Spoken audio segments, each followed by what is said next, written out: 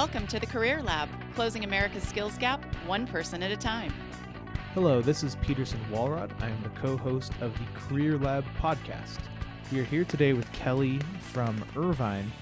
And Kelly, what can Julie do to help you today? Hi, well, I'm a chemical engineer. I'm about 4 years out of school, and I've been working for the same company since graduation, and I'm sort of looking for a change, actually looking to transition to a slightly different field. So I'm actually looking to be in more of an environmental engineering position, and I was wondering if Julie had any advice for me on applying to jobs in different industries. And I have some relevant experience due to the similarities in the two fields, but it's hard to see that via my resume sometimes.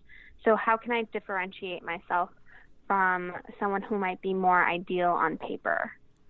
Hi, Kelly. All Hi. right.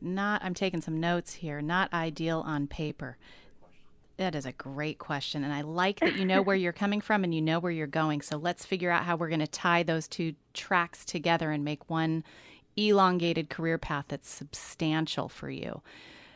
We've got to stand where you are and look forward as to how your current experience can leverage you in and expand your qualifications, highlight your qualifications, magnify your qualifications, increase your qualifications compared to the more traditional candidate. And then we've also got to look back, and figure out what is it that you're looking for? What is it that you can pull in from what you're trying to develop? So let's take a look at that from both different angles. Why is it, first of all, let's take a big step back. Why are you making the shift? Why has your interest area changed? Well, it's always kind of been in the environmental field. I got started in this industry that I'm in since college. I interned for this company and then was offered a job right after my internship. So I kind of fell into the industry. Got it. You fell into it. Okay. I thought it'd be a good start to my career, but I'm afraid it might have pigeonholed me into something. I mean, I don't think it has, because I'm only 4 years in, so I still have, a lot of time. But you're right. You're right to make the move now. You're right to make the lateral shift now. Right. You are. Yeah. Okay. So you've always wanted to be in the environmental engineering side? Yeah, my school didn't have a program when I first started. Now they do, but Okay. They didn't when I first started. And I sort of started realizing it more so when I was later on in school. And so I had already kind of, gotten this internship experience. And then I kind of figured out, like, okay, this might be something I want to look into in the future. But at that point, I had a job, and it was just taking the safe side, I guess. Okay, so there are three things that you need to highlight on your resume or in your cover letter where you can probably tell more of the story. One is a lifelong interest in environmental engineering. You have to highlight that. And since you have had a lifelong interest in engineering, the second thing that you need to put in there is, especially in your resume, is anything that has been in your past through your work experiences, your hobbies and leisure experiences, like volunteer this or that, beach cleanup days, whatever. And then also any of your academic experiences. And I know you said that they didn't have an environmental program at your school at the time you were matriculating through, but did they have any relevant coursework at all? Yeah, I took a few courses my senior year. So under your bachelor's degree in chemical engineering or whatever engineering it was, you want to say relevant coursework and then list the name of the environmental courses that you were able to take. Okay. Any landscaping classes, anything that has anything to do with outdoors, any Boy Scouts, Girl Scouts, coordinating camping trips for sororities or athletics teams or anything like that. Any athletics, anything that has anything to do with environmental hobbies, you want to be sure to pack your resume full of that, because that's going to substantiate your statement in your cover letter that you've had a lifelong interest in it. And for you, because you are a little bit it's scant really, but I mean, I'll give it to you. You're a little non-traditional compared to like a perfect resume. You're still a pretty good resume.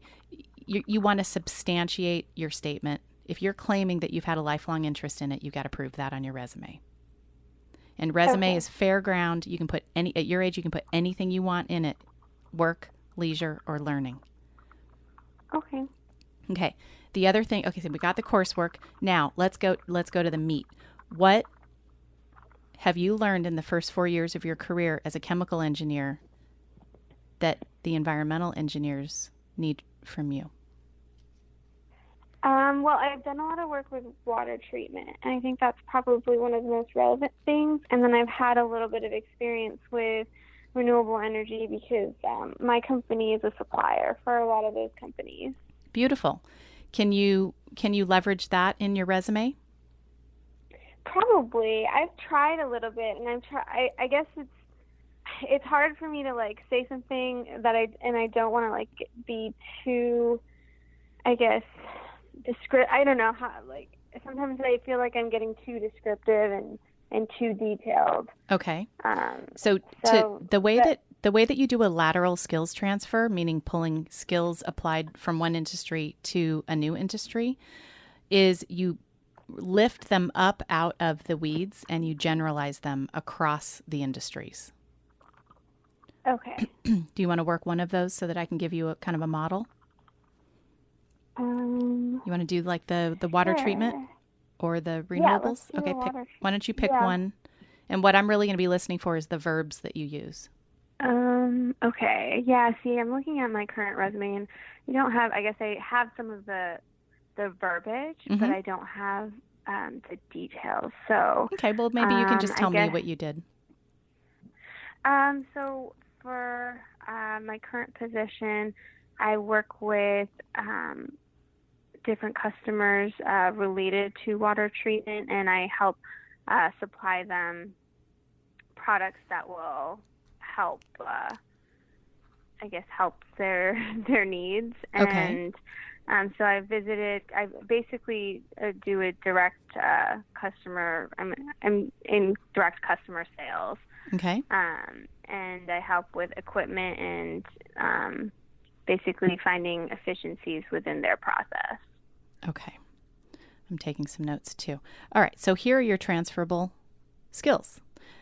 You listed them beautifully. They're really not too far in the weeds. You have product knowledge, customer service skills.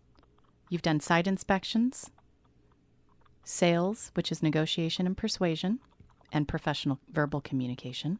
And probably writing is in there too. I'm sure you're writing up some kind of technical reports. Mm-hmm. You have experience assisting clients with equipment selection and evaluating processes and process improvement. So creating efficiencies in whatever water treatment process they're using. And so I would think that if you wanted to just lift that out and move right into a sales position for water treatment, water quality, runoff, whatever section of environmental that is most closely related, that would be the first tie-in.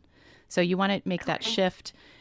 The easiest way to make a shift is to change either the role or the industry. So if you've been in a sales role, then stay in a sales role and just shift from chemical engineering to water engineering, or do the other, stay in engineering but shift the role. Maybe you've been in sales and now you want to go into project coordination or lab field work or something like that. But it sounds like you could transfer those sales skills right over and then get into wherever you want to go. I don't know you well enough to know, but you would go into probably something more analytical would be my guess. Right. Yeah. Right now, my role is kind of the dual role. It's applications engineering and a sales role. So, but I interact with customers. That's a big which part do you of prefer? my job. Probably the applications role. Mm-hmm. I did sales to just try it out, see how, I liked it. And I like it in the sense that I get to be in the field and talk to customers, and I'm not in the office, staring at a screen all the time. So that's definitely one of the great parts about it. Absolutely. But I think for the sales part of it, it's just usually what I find most interesting is that applications. Okay. All right. And those are where Yeah.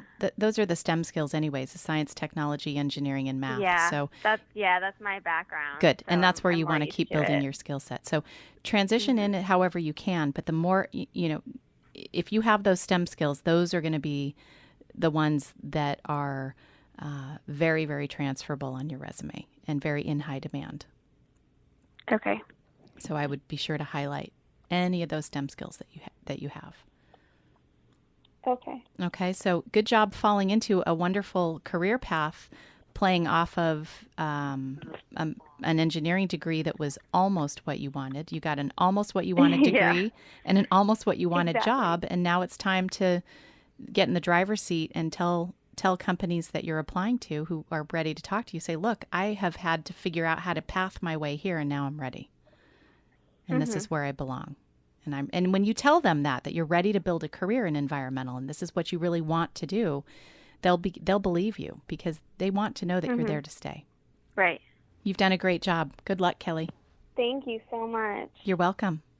I want to take a step back here for a second and talk about sort of the strategic implication of this to me, which is this person, they didn't bang their head against a wall trying to get exactly the job they wanted.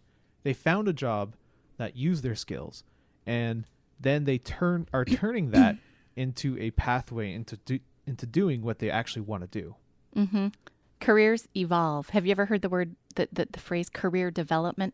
No. Careers develop, Peterson. You're not just born an engineer. That is what career is. That's the joke. Yes, they develop, and that's what she's done. She's sniffed around with this 4-year stint in chemical engineering, and what it's actually done is, paradoxically, it's proven to her what she's already known her whole life, which is that she wants to get into environmental. So what it's going to do is it's going to absolutely secure her position as a career person in environmental, because she knows what it's like not to work in environmental. The grass will never be greener on the other side for her.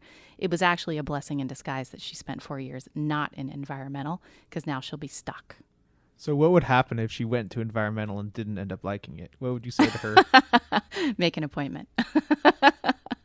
All right. Well, we do wish her the best of luck, and Absolutely. we do feel like she has a good chance. She's got a great chance. All right. So this has been another CareerLab success story on the CareerLab podcast. Thank you, everyone, for listening. And this is Peterson Walrod signing out. There you go, corporate America. One more qualified young adult delivered right to your doorstep.